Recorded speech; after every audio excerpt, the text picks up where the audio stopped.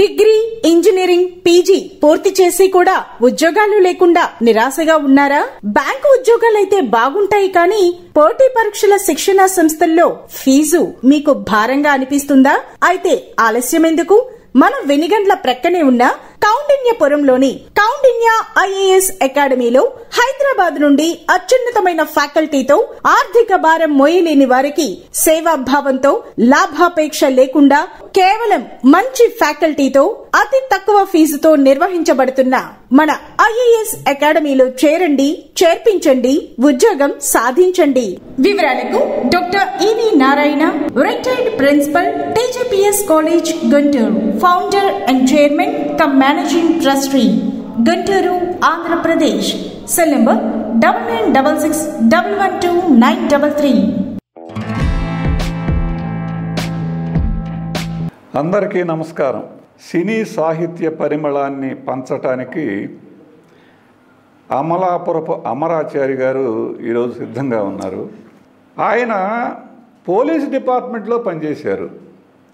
Police డిపార్ట్మెంట్లో రైటర్గా సుదీర్ఘకాలం పనిచేస్తూ ఆయన సినిమా రంగాన్ని పరిశీలించటం అనేది ఆయన ప్రవృత్తిగా చేసుకున్నారన్నమాట.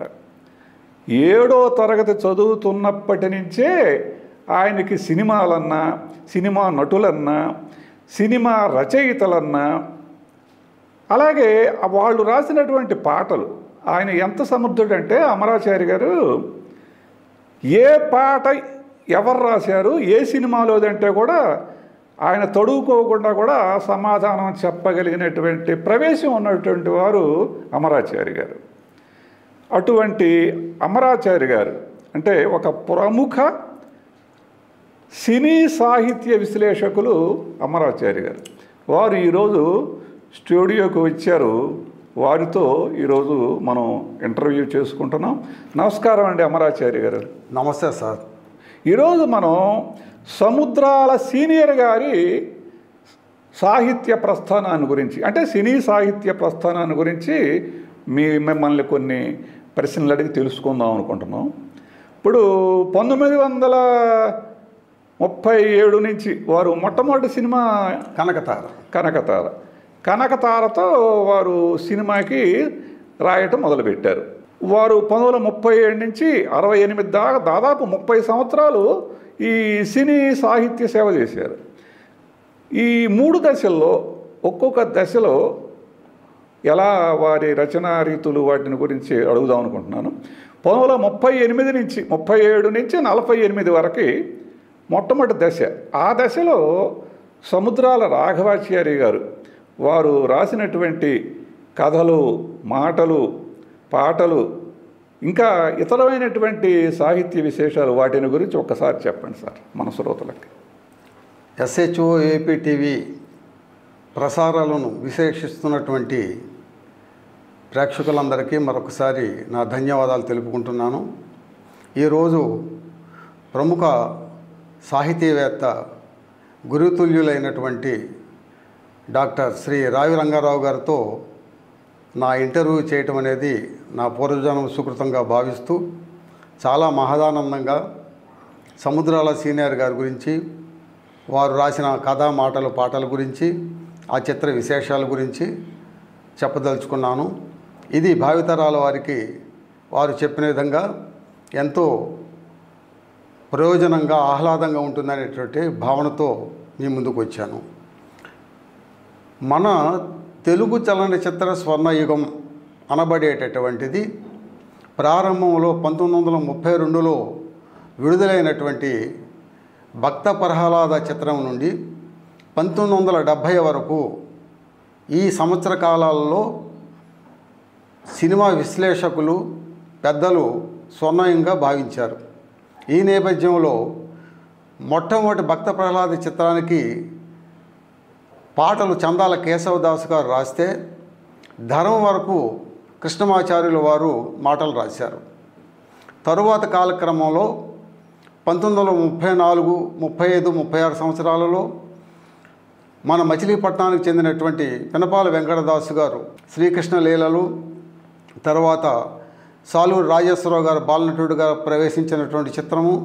తర్వాత శశిరేఖ పరిణయం మాయబజారు చిత్రం ద్వారా అలనాటి ప్రముఖ నటి శాంతకుమారి గారి పరిచయం జరిగింది. అయితే అప్పటి వరకు పౌరాణిక రంగస్థల నాటక కళాకారులు నటించిన చిత్రాలు మాత్రమే మనం చూడటం జరిగింది. 1936 అంటే ద్రౌపది వస్త్రాపహరణం, ద్రౌపది మానస సంరక్షణం రెండు ఒకేసారి రిలీజ్ పోటాపోటీగా అయినప్పుడు అప్పటికి గోడవల్లి రామబ్రహ్మం గారు పివి దాస్ గారి దగ్గర ప్రొడక్షన్ మేనేజర్గా ఉంటూ ఆ కార్యక్రమాలని నిశ్చితంగా పరిశీలించడం, వారితో పాటు చెన్నై వచ్చినటువంటి కొసరాజు రాఘవయ్య చౌదరి గారు తిరిగి గుంటూరు రావటం, సముద్రాల సీనియర్ గారు ప్రోత్సాహంతో ఆ చిత్రానికి వారు పరోక్షంగా మాటలు పాటలు రాయటం జరిగింది. అయితే ఆ సరస్వతి టాకీస్ వారు పారుపల్లి శేషయ్య గారు, కె సుబ్బారావు గారు నిర్మాతలు ఉండటం వల్ల ఆ అనుభవంతో సముద్రాల సీనియర్ గారు వారికి కనకతార చిత్రం ద్వారా మాటలు పాటలు రచయితగా ప్రవేశం జరిగింది. అయితే ఈ యొక్క సముద్రాల సీనియర్ గారికి సమకాలీకులుగా చెప్పుకునేటటువంటి వారు మరొక ప్రముఖులు ఉన్నారు, ఇద్దరు. వారు ఒకరు బల్యేపల్లి లక్ష్మీకాంత కవి గారు. వారు సత్యహరిశ్చంద్రయం అనేటువంటి పాట అది ఒక గ్రంథాన్ని రాయటము, అదే టైంలో వైవీరావు గారు మళ్ళీ పెళ్ళి, నాగేశ్వరరావు గారు నటించిన మొట్టమొదటి చిత్రం సీతారామ జననం చిత్రాలకు కూడా వారు మాటలు పాటలు రాశారు.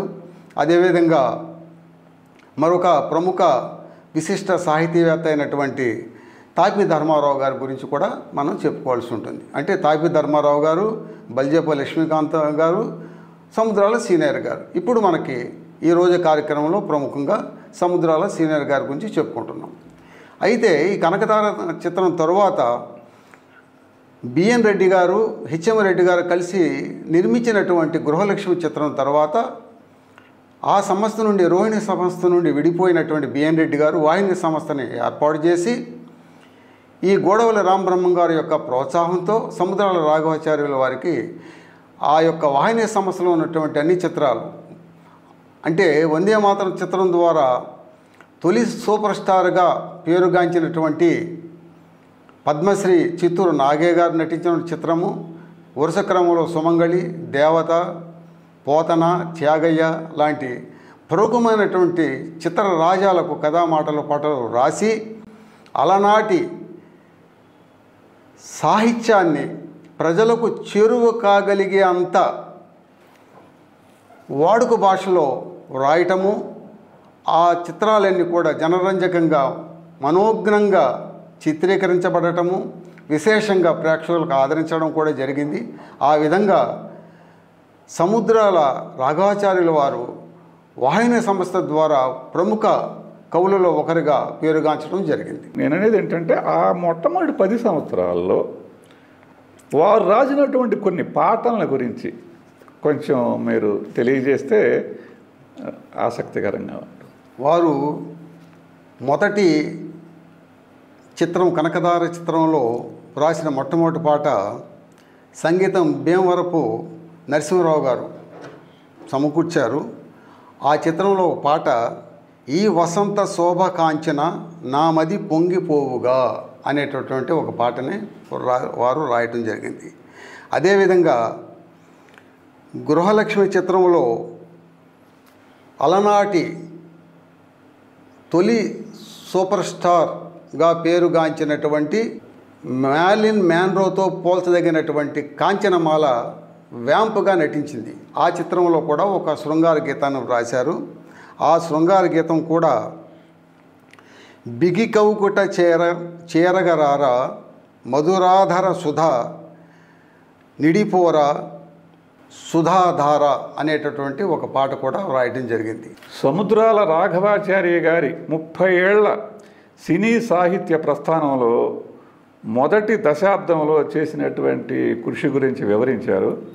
వీరు సముద్రాల రాఘవాచార్య గారు మహానుభావుడు.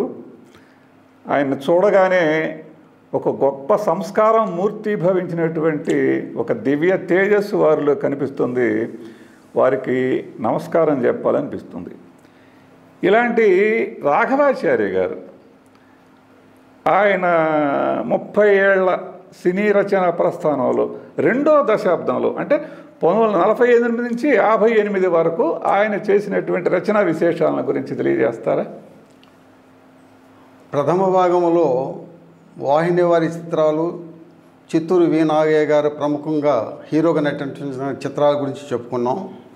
అసలు సిసలైనటువంటి పాటలు, ఆ పాటల యొక్క శృంగారాన్ని, ప్రేమని, విషాదాన్ని, వినోదాన్ని సమకూర్చి సమపాళల్లో మేళవించి రాసినటువంటి అజరామరమైనటువంటి పాటలు ఆంధ్రదేశం అంతటా కూడా ఆ రోజుల్లో వ్యాప్తి చెందినటువంటి విషయం మనందరికీ తెలిసిందే. అయితే ఇప్పుడు బాలరాజు చిత్రం తీసుకుంటే ప్రతిభావారి ఘంటసాల బలరామయ్య గారు నిర్మించినటువంటి బాలరాజు చిత్రంలో వారు రాసినటువంటి అంటే రొమాంటిక్ హీరోగా ప్రవేశం జరిగినటువంటి అక్కినేని నాగేశ్వరరావు గారు, ఎస్ వరలక్ష్మి గారు యువజంటను దృష్టిలో పెట్టుకుని అంజలీదేవి గారు ఆ పాత్రలో ఒక పాట సముద్రాల రాఘవాచార్యుల వారు రాశారు.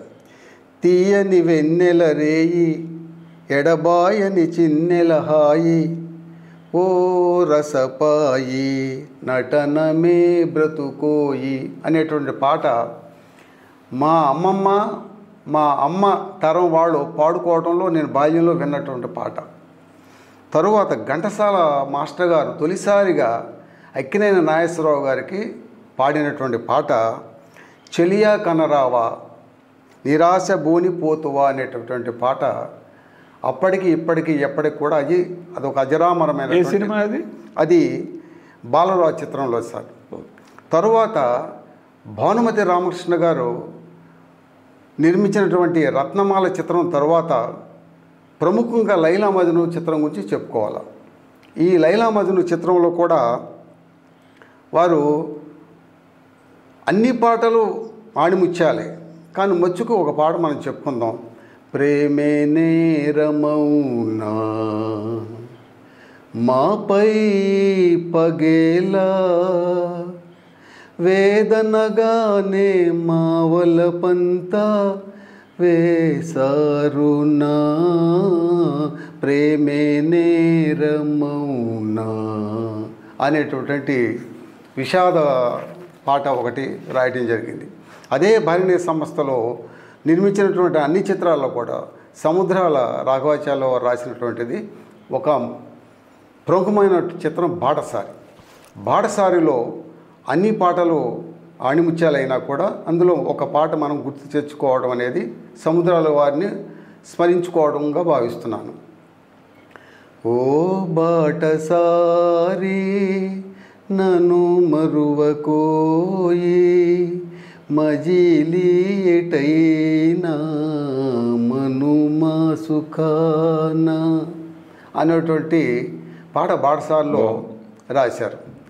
తరువాత విప్రనారాయణ చిత్రం తీసుకుంటే ఆ విప్రుడు విప్రనారాయణని తన ప్రేమ వల్ల చేసుకోవటం కోసమని ఎందుకో ఈ తోటమాలి అంతులేని యాతన ఎందుకేనా నీవు చేసే పూజలన్నీ తపోదన ఎందుకో ఈ తోటమాలి అంతులేని తపోధన యాతన ఆ యొక్క పాటలు కూడా చాలా అజరామరంగా రాసినటువంటి భరణి పిక్చర్స్లో కొన్ని పాటలు. తరువాత వారి అదృష్టం ఏమిటంటే వాహిని సంస్థ భరణి సంస్థతో పాటుగా అంజలి సంస్థ కూడా సముద్రాల రాఘవాచార్యులు ఆస్థానకవిగా మారిపోయారు. అందులో రెండు ప్రముఖంగా చెప్పుకోవాలంటే అనార్కలి చిత్రం. ఈ అనార్కలి చిత్రం గురించి చెప్పుకోవాలంటే అనార్కలి చిత్రంలో వారు రాసిన అన్ని పాటలు గొప్పే, కానీ ఏదో ఒక పాట మనం గుర్తు తెచ్చుకోవాల్సిన బాధ్యత ఉంది కాబట్టి సార్ జీవితమే సఫలము రాగసుధా భరితము ప్రేమ కథ మధురము జీవితమే సఫలము. ఈ పాటని మన హిందీలో తీసినటువంటి 1953లో అనార్కలి ప్రదీప్ కుమార్ బీనా రాయ్ నటించినటువంటి చిత్రంలో సి రామచంద్ర ట్యూన్ చేసినటువంటి ఆ ట్యూన్ని తీసుకొని మన సముద్రాల వారు ఆ పాటకు అనుగుణంగా వ్రాసినటువంటి పాట. అదే అనార్కలి చిత్రం 1963లో తాజ్ మహల్ అనేటువంటి చిత్రంలో బీనా రాయ్ ప్రదీప్ కుమార్ గారు నటించారు. మళ్ళీ ఇదే కథాంశాన్ని తీసుకొని మొఘలే ఆజం అనేటువంటి చిత్రం కూడా మధుబాల దిలీప్ కుమార్ గారు కూడా నటించడం జరిగింది. ఆ విధంగా ఈ 3 చిత్రాలు అనార్కలి 2 భాగాలుగా తీసి 3 మొఘలాజం తీసినప్పుడు కూడా ఈ అనార్కలి చిత్రానికి ఏమాత్రము కథా మాటలు పాటలు తీసిపోకుండా మన తెలుగు సాహిత్యాన్ని సుసంపన్నం చేసినటువంటి రచయిత సముద్రాల సీనియర్ గారుగా మనం చెప్పుకోవచ్చు. అదే కోవలో మనకి కొన్ని చిత్రాలు నందమూరి తారక రామారావు గారు తొలిసారిగా నటించినటువంటి మన దేశం చిత్రానికి పేరు రాయటం జరిగింది. విజయ సంస్థ వారు తొలిసారిగా నిర్మించినటువంటి షావుకారి చిత్రానికి వీరే మొట్టమొదటిసారిగా కథా మాటలు పాటలు అందించారు. తర్వాత అన్నపూర్ణ సంస్థ వారు నిర్మించినటువంటి మొట్టమొదటి దొంగరాముడి చిత్రానికి కూడా వీరే పాటలు రాయటం జరిగింది. అందులో చిగురాకులలో చిలకమ్మ చిన్న మాట వినరావమ్మ ఓ మరుమల్లెలలో మామయ్య మంచి మాట సెలవీవయ్య అంటే చారిత్రాత్మక చిత్రాలే కాదు, జానపద చిత్రాలే కాదు, పౌరాణిక చిత్రాలే కాదు, సాంఘిక చిత్రాల్లో కూడా అనువైన పదాలను పండిత పామరులకు చాలా దగ్గరగా చేసినటువంటి కవిగా మనం సముద్రాల సీనియర్ అని చెప్పుకోవచ్చు. అమరాచారి గారు, రాఘవాచార్య గారు మొదటి దశలో చేసినటువంటి రచనల కంటే కూడా తర్వాత రెండవ దశలో చాలా చక్కని రచనలు చేసినట్లుగా మీరు చెప్పినటువంటి విషయాల వలన తెలుస్తుంది. ఇక్కడ నాకు ఒక సందేహం ఏంటంటే, ఆ రోజుల్లో సముద్రాల రాఘవాచార్య గారు సంగీత దర్శకులు ఇచ్చిన బాణీలకు పాటలు రాశారా, బాణీల కోసం, లేదా రాఘవాచార్య గారు పాటలు రాసిన తర్వాత సంగీత దర్శకులు బాణీలు కూర్చారా? అసలు ప్రారంభంలో పద్యాలు గద్యాలు అవన్నీ ఆ తరం వెళ్ళిపోయిన తర్వాత సముద్రాల రాఘవాచార్యుల వారు ప్రవేశించే నాటికి కవి లేదా రచయిత ఏదైతే సాహిత్యపరమైనటువంటి సాహిత్యాన్ని సుసంపన్నం చేసి అక్షరాలన్నిటిని కూడా యజ్ఞంగా మలచి వ్రాసినటువంటిది పాటలు సాహిత్యాన్ని ఏ యొక్క సంగీత దర్శకుడు కూడా అక్షరం కూడా మార్చలేదు. ఓకే, అసలు అక్షరమే మార్చలేదు. ఆ రోజుల్లో కవి దర్శకుడు పక్కన కూర్చుంటే నందమూరి తారక రామారావు గారు, అక్కినేని నాగేశ్వరరావు గారు క్రింద చాపేసుకుని కూర్చున్న రోజులు. అంటే ఆ రోజుల్లో కవికి ఉన్నతమైన స్థానాన్ని ఆ రోజున హీరోలు ఇచ్చినటువంటి సగౌరవంగా చెప్పుకునేటటువంటి ఆ రోజుల మాట. అందుకనే స్వర్ణయుగం అన్నాం సార్ అది. అయితే ప్రథమార్థం తర్వాత ద్వితీయార్థంలోకి వచ్చేటప్పటికి ఆ చిత్ర నిర్మాణంలో యొక్క ఆ యొక్క బ్యాలెన్స్ అనేది కొంత పురోగతి చెందినటువంటి దర్శకులు ఆ రోజుల్లో వచ్చారు. అందువలన ఈ బాలరాజు, కీలుగుర్రం, ఈ లైలా మజ్ను, బాటసారి ఇవన్నీ కూడా ఈ భానుమతి రామకృష్ణ గారు కానీ, అంజలి పిక్చర్స్ కానీ, వాహిని సంస్థ కానీ, కేవీ రెడ్డి గారు విజయ సంస్థలు కానీ, అన్నపూర్ణ సంస్థ కానీ ఇవన్నీ కూడా మూల స్తంభాలుగా నిలబెట్టినటువంటి రోజులవి. అవి ఈనాటికి కూడా అంతో ఇంతో కదలిక ఉన్నప్పటికి కూడా నిలబడుతుంది చలనచిత్ర పరిశ్రమ అంటే ఆ రోజున పూర్వీకులు చేసినటువంటి కృషి ఫలితం సార్. తర్వాత మూడో దశ గురించి మీరు అడిగారు సార్. అందులో ప్రముఖంగా చెప్పుకోవాల్సి వస్తే నందమూరి తారక రామారావు గారు నటించినటువంటి లవకుశ, పాండవ. ఇప్పుడు మీరు చెప్తున్నది మూడవ దశలోని చిత్రాల విశేషాలు చెప్తున్నారు. ఓకే. సముద్రాల రాఘవాచార్య గారు మూడవ దశలో అంటే చివరి 10 సంవత్సరాల్లో రాసినటువంటి సినీ సాహిత్య విశేషాలు చెప్తున్నారు. 3 చిత్రాలు చెప్పండి. ఆ 3 చిత్రాల్లో పాండవనవాసం, లవకుశ, తరువాత వచ్చేసి నర్తనశాల. ఈ యొక్క లవకుశ చిత్రం అసలు సముద్రాల రాఘవాచార్యుల వారు ఘంటసాల మాస్టర్ గారిని తీసుకొచ్చి పరిచయం చేసి ఒడిదుడుకుల్లో ఆదుకున్నటువంటి వారు వీరు సంగీత దర్శకత్వంలో వారు ఎన్నో పాటలు రాయటం జరిగింది. అందులో మచ్చుకి సీతమ్మ అడుగుతుంది రాముడి గురించి అనుమానిస్తూ, సందేహించకుమమ్మ రఘురాము ప్రేమను సీతమ్మ అంటూ ఒకే బాణము ఒకటే మాట, ఒకే భామకే రాముని ప్రేమ మిన్నే విరిగి పడినా వ్రతభంగము కానియడమ్మ అంటాడు. అంటే శ్రీరామచంద్రుడు ఏకపత్ని వ్రతుడంటూ ఆ యొక్క సహచరిని సహచర్యం గురించి అంత గొప్పగా రాశారు. ప్రతి పాట కూడా ఆ విధంగా రాశారు సార్. అలాగే పాండవనవాసం చిత్రంలో కూడా అన్ని పాటలు వారే రాశారు. అందులో ప్రత్యేకించి అన్నదమ్ములలో నాతి ప్రియతముడు ధర్మనందనుడు కోల్పోయే